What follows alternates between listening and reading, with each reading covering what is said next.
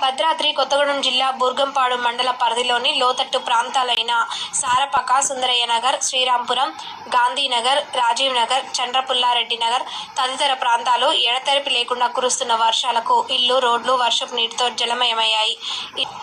ఇళ్లలో నుండి బయటకు రాకుండా మురుగునీరుతో ఆ ప్రాంతం మొత్తం నీటితో నిండిపోయింది. ఇంట్లో సామాగ్రి మొత్తం తడిసిపోయింది. పిల్లలు, వృద్ధులతో నానా ఇబ్బందులు పడుతున్నారు. ఎడతెరిపి లేకుండా కురుస్తున్న వర్షాలతో జనజీవనం అతలాకుతలమైంది.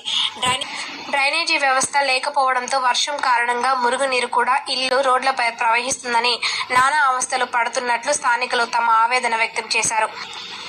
అసలే కరోనాతో జనం స్వచ్ఛందంగా లాక్డౌన్ చేపట్టారు. ఇటీవల కురుస్తున్న వర్షాలతో బెంబేలెత్తిపోతున్నారు. ఇకనైనా సారపాక గ్రామ పంచాయతీ అధికారులు అన్ని ప్రాంతాల్లో డ్రైనేజీలు, రోడ్ల తాత్కాలికంగా మరమ్మతులు చేపట్టి మళ్లీ ఇటువంటి సంఘటనలు పునరావృతం కాకుండా చేయాలని స్థానికులు కోరుతున్నారు.